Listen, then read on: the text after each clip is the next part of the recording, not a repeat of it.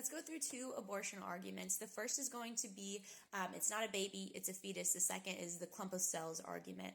So when people say it's not a baby, it's a fetus, the word fetus, remember, always define terms. Fetus means offspring. Offspring is just another word for baby or child. So it kind of feels like we're arguing about nothing. It's not a baby, it's a child. Well, you got me. What are we arguing about? Okay. So those words are synonyms. They mean the same thing. Okay. Fetus, baby. Now the word fetus is meant to obscure, right? It's not a baby. It's a fetus. It's just a clump of cells. Okay. And so let's go into the clump of cells argument.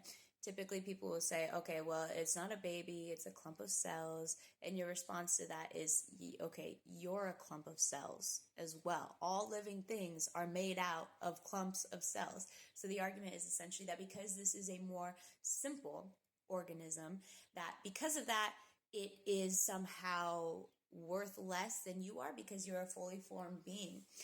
Now, I would like to point out, it is ironic that these are the same people that would completely shut down a construction site if they found some kind of simple form of algae that was protected, right? And so in that case, the simplicity of the organism is unimportant. But in this case, it defines whether or not we're able to kill the child, okay?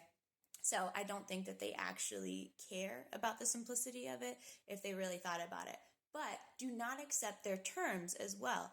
Here's what you have to consider. Is it actually a simple organism? No, it's really not. We're going to read a few things here. So the first thing you should understand is that when a baby is created in conception, at that moment, a completely new strand of DNA that is separate and individual and unique from the mother and the father's is created, okay? And so with that, it is extremely complex. We are not even fully sure that we completely understand DNA, okay? They've announced many times, we get it now, we understand it, but we are not really sure if we understand everything that goes into DNA. It is extraordinarily complex, okay? That alone would preclude it from being any kind of simple organism. But I mean, not only that, sex, the traits that define sex are already in place. The traits that define every single one of your characteristics, your physical characteristics, are already in place at the time of conception.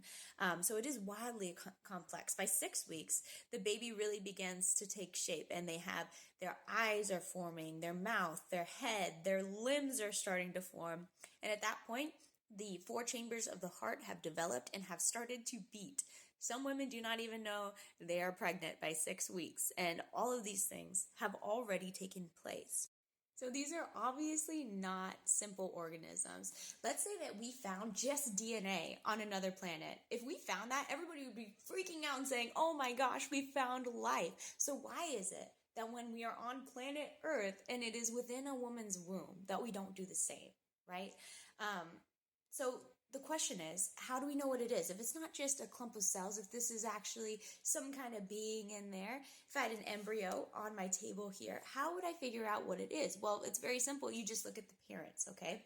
If I had an embryo on here and I said, oh, the 2 parents are monkeys, then, okay, this must be a monkey, okay? Never in the history of humanity have 2 people gotten together and accidentally given birth to a chicken or a cow or a giraffe or anything like that. That would be very weird. It does not happen. If the parents are human, the baby, the fetus, the child is also human. Now, this may seem like we're having a silly conversation to you, and the truth is we kind of are, okay?